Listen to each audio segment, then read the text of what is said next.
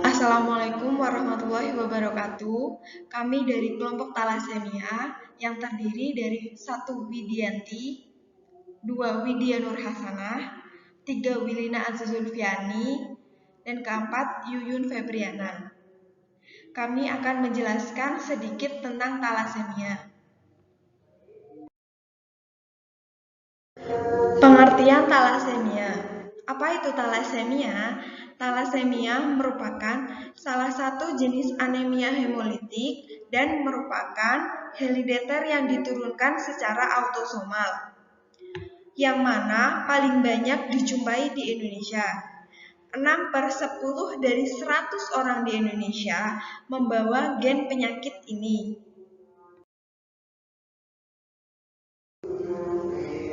Talasemi adalah sekelompok heterogen gangguan genetik pada sistem Hb, ditandai dengan tidak ada atau berkurangnya sintesis rantai globin.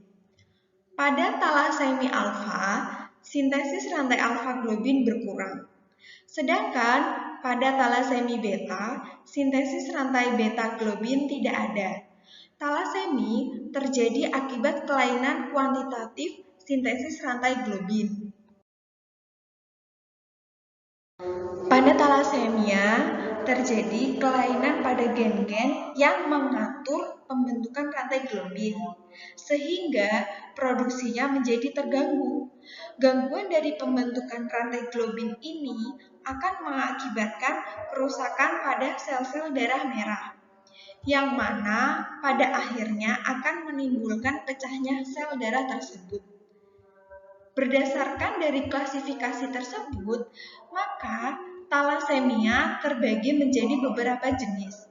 Yang pertama yaitu talasemia alfa. Yang kedua yaitu talasemia beta. Dan yang terakhir talasemia delta.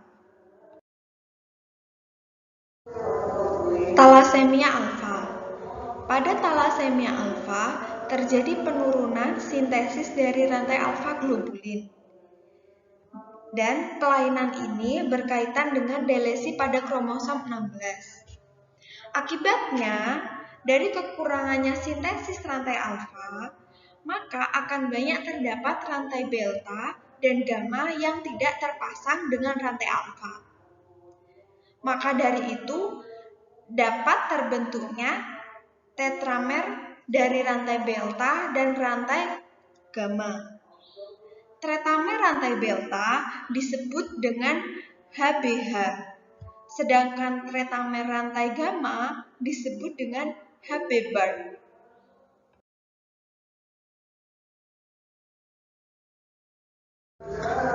Talasemia alfa sendiri memiliki beberapa jenis. Yang pertama yaitu delesi pada satu rantai alfa, di mana dijumpai adanya anemia hipokromik mikroseter yang ringan, terjadi karena penurunan dari HbA2 dan peningkatan dari HbH. Yang kedua, delesi pada dua rantai alfa, disebut sebagai silent carrier, karena 3 lokus globin yang masih bisa menjalankan fungsinya secara normal.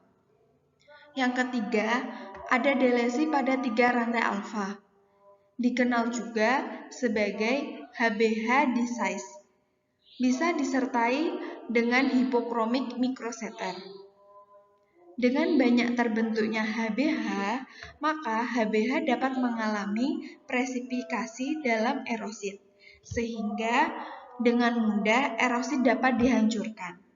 Yang keempat, ada delesi pada 4 rantai alfa.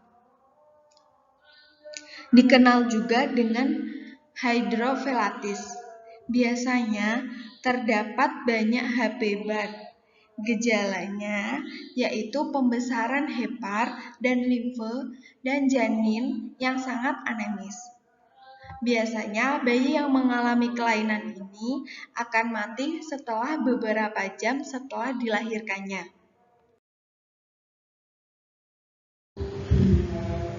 Talasemia beta terjadi karena penurunan sistem rantai beta. Talasemia beta dapat dibagi berdasarkan tingkat keparahannya, yaitu talasemia mayor, talasemia intermedia, dan talasemia karier. Pada kasus talasemia mayor, Hb sama sekali tidak diproduksi. Penderita talasemia mayor pada awal kelahirannya masih tampak normal, tetapi penderita akan mengalami anemia berat mulai usia 3-8 bulan. Jika tidak diobati, penderita akan mengalami bentuk tulang wajah yang berubah dan warna kulit menjadi hitam. Penderita selama hidupnya akan tergantung pada transfusi darah. Ini dapat berakibat fatal, karena efek samping dari transfusi darah terus-menerus akan menyebabkan kelebihan zat besi. Salah satu ciri fisik dari penderita talasemia mayor adalah kelainan tulang yang berupa pipi masuk ke dalam dan batang hidung menonjol, penonjolan dahi, dan jarak kedua mata lebih jauh, serta tulang menjadi lemah dan keropos. Klasifikasi talasemia. Yang pertama, talasemia A-alfa. Gangguan pembentukan rantai alfa. Yang kedua, talasemia B, beta. Gangguan pembentukan rantai beta. Yang ketiga, talasemia B, D. Gangguan pembentukan rantai B dan D yang letak gennya diduga berdekatan. Yang keempat, talasemia D. Gangguan pembentukan rantai D.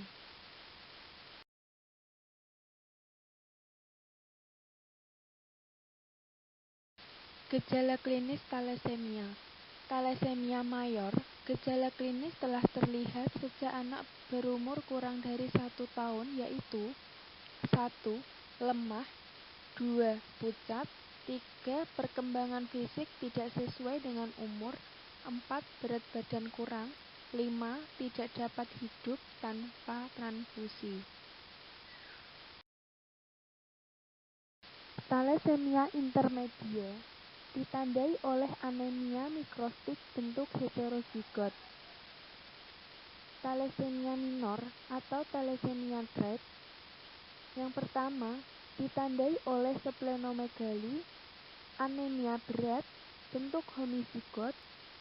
Yang kedua, pada anak yang besar sering dijumpai gizi buruk.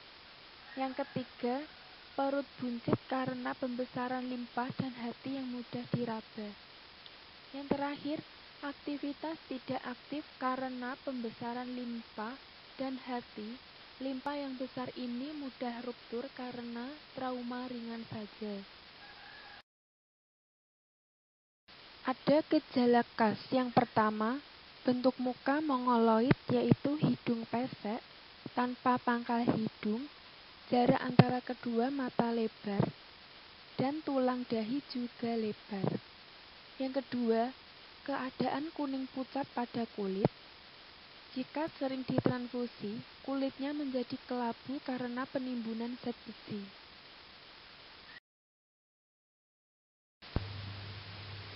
Selanjutnya yaitu patofisiologi talasemia. Penyebab anemia pada talasemia bersifat primer dan sekunder. Penyebab primer adalah berkurangnya sintesis hemoglobin alfa dan eritropoesis yang tidak efektif disertai penghancuran sel-sel eritrosit intrameduler. Selanjutnya, penyebab sekunder adalah karena defisiensi asam folat, bertambahnya volume plasma intravaskuler yang mengakibatkan hemodilusi, dan destruksi eritrosit oleh sistem retikuloendotelial dalam limfa dan hati. Penelitian biomolekul menunjukkan adanya mutasi DNA pada gen sehingga produksi rantai alfa ataupun beta dari hemoglobin berkurang. Terjadinya hemosiderosis merupakan hasil kombinasi antara transfusi berulang, peningkatan absorpsi besi dalam usus karena eritropoesis yang tidak efektif, dan anemia krosis serta proses hemolisis.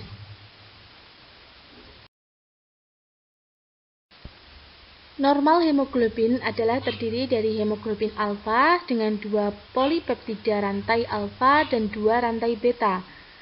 Pada beta thalassemia, yaitu tidak adanya atau kurangnya rantai beta dalam molekul hemoglobin, yang mana ada gangguan kemampuan eritrosit membawa oksigen.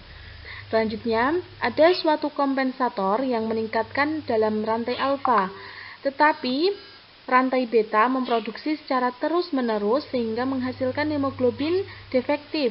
Ketidakseimbangan polipeptida ini memudahkan ketidakstabilan dan disintegrasi. Hal ini menyebabkan anemia dan hemosiderosis. Selanjutnya, kelebihan pada rantai alfa pada thalassemia beta dan gamma ditemukan pada thalassemia alfa. Kelebihan rantai polipeptida ini mengalami presipitasi dalam sel eritrosit. Globin intraeritrosit yang mengandung presipitasi yang terjadi sebagai rantai polipeptida alfa dan beta atau terdiri dari hemoglobin tak stabil badan Heinz merusak sampul eritrosit dan menyebabkan hemolisis. Reduksi dalam hemoglobin menstimulasi bone marrow memproduksi RBC yang lebih. Dalam stimulasi yang konstan pada bone marrow, produksi RBC di luar menjadi eritropoietik aktif. Kompensator produksi RBC terus-menerus pada suatu dasar kronik dan dengan cepat nadeskrusi RBC menimbulkan tidak adekuatnya sirkulasi hemoglobin. Kelebihan produksi dan destruksi RBC menyebabkan bone marrow menjadi tipis dan mudah pecah atau rapuh. Kemudian pemeriksaan penunjang.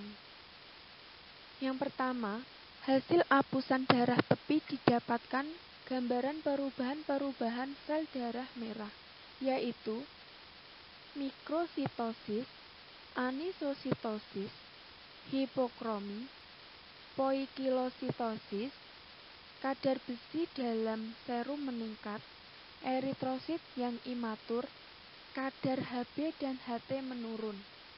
Yang kedua, elektroforesis hemoglobin, yaitu hemoglobin klien mengandung HbF dan A2 yang tinggi.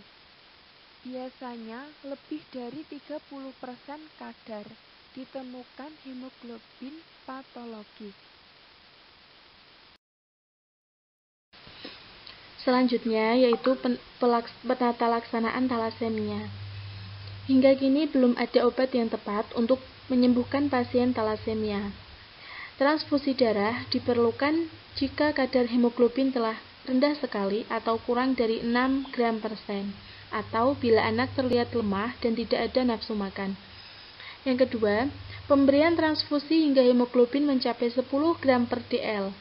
Komplikasi dari pemberian transfusi darah yang berlebihan akan menyebabkan terjadinya penumpukan zat besi yang disebut hemosiderosis. Hemosiderosis dapat dicegah dengan pemberian deferoxamine atau desferal. Yang ketiga, splenektomi dilakukan pada anak yang lebih tua dari 2 tahun sebelum terjadi pembesaran limfa atau hemosiderosis. Di samping itu, diberikan pula berbagai vitamin tanpa preparat besi. Selanjutnya, diagnosis tentang thalassemia. Thalassemia lebih sulit didiagnosis dibandingkan penyakit hemoglobin lainnya. Hitung jenis darah komplit menunjukkan adanya anemia dan rendahnya MCV atau main corpuscular volume. Elektroforesa bisa membantu, tapi tidak pasti, terutama untuk alfa thalassemia. Karena itu, diagnosis biasanya berdasarkan pada pola herediter dan pemeriksaan hemoglobin khusus. Selanjutnya adalah langkah-langkah pengobatan kepada penyakit thalassemia. Yang pertama, pada thalassemia yang berat, diperlukan transfusi darah rutin dan pemberian tambahan asam folat.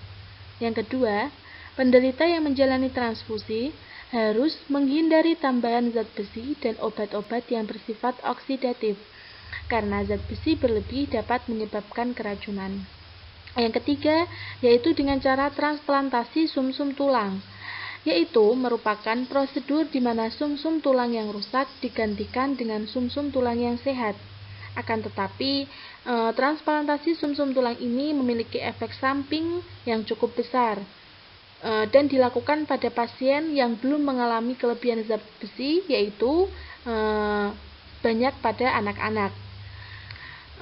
Efek sampingnya adalah penolakan sumsum tulang belakang oleh tubuh penerima sering terjadi, bahkan menyebabkan kematian. Selanjutnya yaitu langkah-langkah pencegahan pada penyakit talasemia.